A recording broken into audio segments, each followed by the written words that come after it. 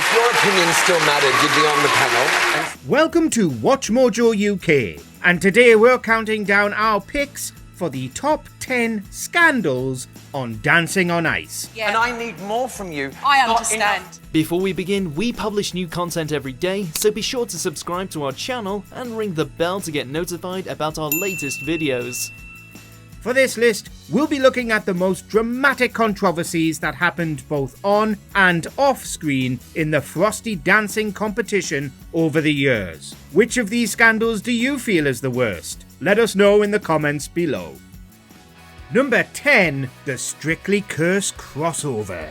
Strictly Come Dancing has a bit of a reputation for badly affecting the relationships of the celebs, the pros, and the other halves. Well, that curse has come to haunt Dancing on Ice too. In 2019, it was Wes Nelson and his relationship with Love Island co-star Megan Barton Hansen that got wrecked. With jealousy and rumours of secret love circling between skater Vanessa Bauer and Nelson, it wasn't long before he and Barton Hansen split. Well, would you believe it? Wes hasn't been to the gym for 8 months.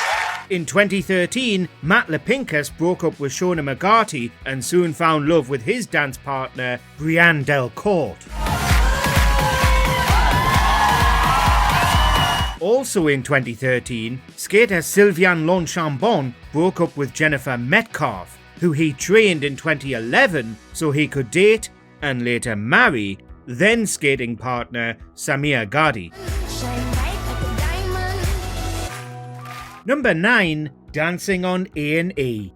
When hard ice, sharp blades and inexperience are mixed together, you can pretty much guarantee there will be injuries. And there's been quite a few on the Frosty show. In 2012, Jennifer Ellison and Daniel Whiston took to the stage to perform their routine. At one point, Ellison does a scorpion kick, but due to her flexibility, she ended up hitting her head with her bladed foot. Yikes. Well, she was the only one who scored dipped last week. Then, in 2020, the winner of that series of Dancing on Ice, Joe Swash, was badly injured whilst training with Alex Murphy. He managed to kick himself in the ear, showing impressive flexibility like Ellison. Swash ended up with cauliflower ear. He needed an operation and to wear a massive bandage for a week. I've got my ears hanging off. Number 8. Popularity is everything. For years, the show has been accused of being fixed by some of the audience. Seemingly, Dancing on Ice keeps in bigger names that are worse skaters and kicks out the smaller names that are much better skaters.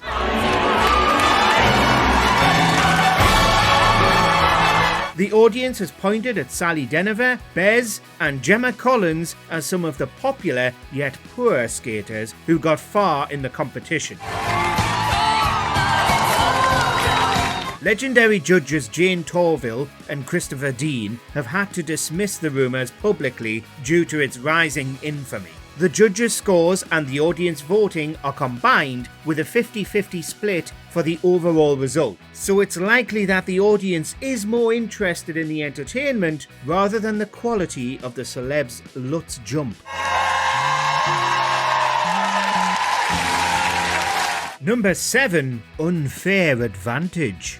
Since the show began, it's been plagued with accusations that some of the celebrity contestants have an unfair advantage by having a history of dance training in one capacity or another. Just look at the top 3 for the 2022 series. Third place, Kimberly Wyatt, is a singer and dancer for the Pussycat Dolls. Second place, Brendan Cole, is a former Strictly Come Dancing professional.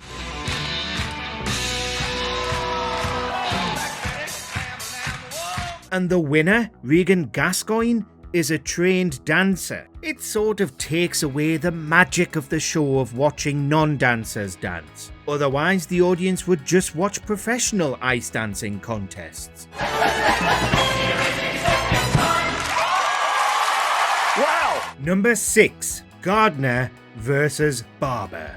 For some reason, talent shows love having a judge who plays the villain to stir things up. They usually make snide remarks and are harsher to the celebs than the other judges are. For Dancing on Ice, that role was once held by Jason Gardner. In 2011, while evaluating Johnson Bahari and Jodine Higgins' performance, head coach Karen Barber stood up for the former soldier. And I think it's a massive achievement, not a slight improvement.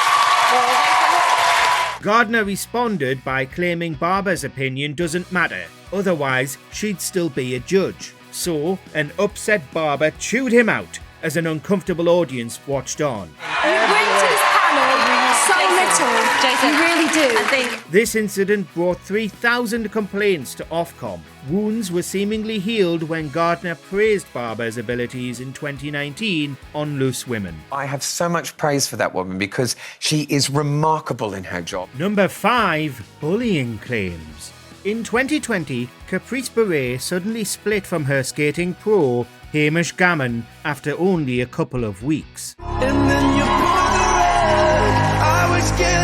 Instead, Beret was paired with Oscar Peter, but she eventually withdrew from the competition completely. Beret claims Gammon was a bully, and they regularly clashed during training. She also alleges she was too afraid to speak to him. ITV stated that they found no evidence of bullying. In response, Beret quit the show and said ITV had no duty of care. She further added she loved reality TV, but would no longer do it after this experience. Only a year later, Gammon, who joined the show in 2018, was dropped as a pro from Dancing on Ice. Number 4. Seaman doesn't make the save. David Seaman was known as being a pretty reliable goalkeeper, but his safe hands didn't come into play during training in 2006 with pro Pam O'Connor. The two attempted the headbanger move, which lived up to its name when O'Connor's face collided with the ice as Seaman spun her around by her feet. O'Connor required stitches to her cut chin, but was luckily able to return in not too long. The Arsenal legend also found himself involved with the Strictly curse. He met skating pro Frankie Pulteney in 2007. After divorcing his wife in 2010, it was announced Seaman was engaged to Pulteney in 2013. The two would be paired together for the 2014 All-Stars series. Number 3. Gardner versus Collins. Jason Gardner returns again to add more controversy. In 2019, the UK was enamoured with Gemma Collins' attempts on the ice. But the Dancing on Ice judge definitely wasn't a fan. Gardner spoke publicly about the former Towie star, none of which was great, such as calling her a refrigerator on the ice, as well as lazy and mediocre. You were out of time and the choreography was lamely executed. The two would clash during the judges' scoring too, with Gardner calling her a brat and Collins taking shots at him about selling stories about her to the press. Can I just say one thing? Maybe if you didn't sell stories on me, I wouldn't have been so upset this week. Via her Instagram, Collins announced she was tired of being bullied by Gardner and made allusions she was considering leaving before the final. I'm just trying my best, guys. Number 2. Peters versus Sharp. A good relationship between the skating pro and the celeb is vital. After all, you need to be able to trust one another, as it can be dangerous. But this certainly wasn't the case between presenter Andy Peters and Tamara Sharp. These two teamed together in the debut series and were out by the second week. In an interview on Lorraine in 2020 with Denise Van Outen, who was then in Dancing on Ice, Peters mentioned he and Sharp didn't get on. Even when training, she would refer to Peters as him when talking to Torval and Dean, such as tell him he needs to. If true, that lack of professionalism might explain why Sharp wasn't invited back on the show. Tell him he needs to... I was like, all right, I am here. Number 1. Voting fix. In the mid-2000s, a number of ITV shows were hit with a call-in vote scandal, and Dancing on Ice was no exception. In 2007, it turned out that a huge 11,500 votes weren't registered when viewers called in for the final. Then she needs your vote. The lines will be opening very shortly. Those voters received a message the next morning that the vote was cast too late and won't be counted. Immediately, fans began shouting that the show was fixed and ITV had manipulated the results. If you think Kieran's got off to a flying start and you want to see him skate Bolero, then you can vote for him when the lines open shortly. The broadcaster released a statement that those votes were less than 1% of the total call-ins, so it wouldn't have affected Kieran Bracken winning.